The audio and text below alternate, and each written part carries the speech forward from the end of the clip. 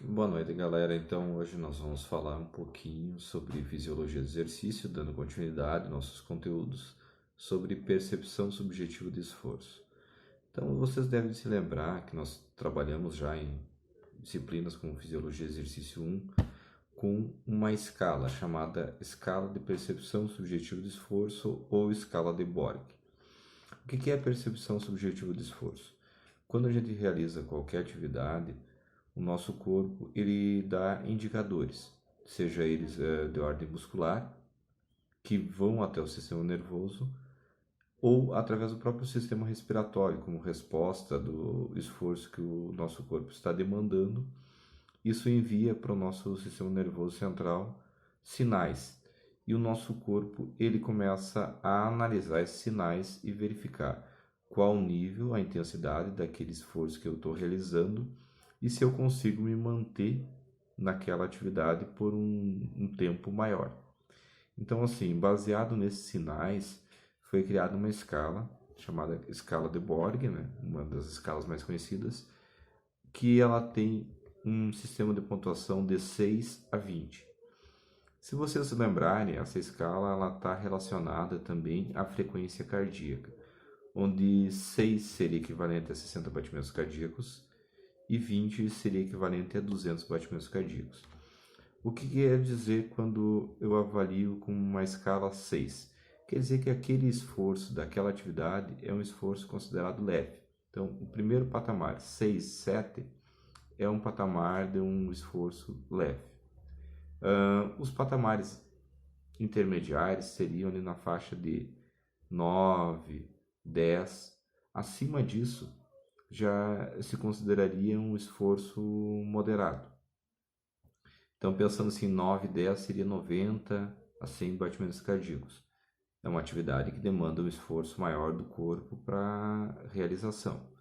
Acima disso, nós vamos ter patamares na faixa de 11, 12, 13, que são esforços um pouco mais elevados, já seria uma classificação, por exemplo, muito difícil de ser mantida, onde os batimentos cardíacos passariam de 120, 130 batimentos cardíacos, e a necessidade do corpo de estar mantendo uma atividade por um tempo menor para poder conseguir finalizar essa atividade. Então, quando a gente usa essa escala, ela nos dá uma resposta ao esforço da atividade que eu estou realizando. Então, por exemplo, se eu estou fazendo uma caminhada, um ritmo leve, a minha percepção subjetiva de esforço possivelmente vai ser avaliada em 6, uma atividade muito leve. A partir do momento que eu começo a realizar uma corrida, essa é uma atividade um pouquinho mais intensa. Então, de acordo com o nível de treinamento do indivíduo, a velocidade que ele vai imprimir nessa corrida e o tempo que ele se manter em atividade, a percepção subjetiva de esforço dele vai aumentando.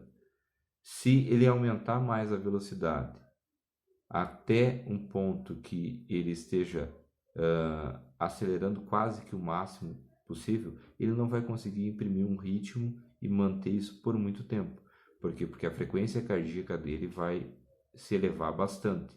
Então, possivelmente a percepção subjetiva de esforço daquele exercício também vai ser alterada, chegando a patamares de muito esforço, muito difícil, onde a pessoa vai pontuar 140, 150. E isso tem uma relação, lembrando, com a frequência cardíaca. A escala de esforço ela é muito usada então, para monitorar treinamentos físicos. Quando você não tem recursos para fazer uma avaliação pormenorizada, com frequencímetro, utilizar a escala de percepção de esforço é bem interessante, porque ela faz essa relação então, com a frequência cardíaca e pode te dar um retorno sobre o nível de treinamento.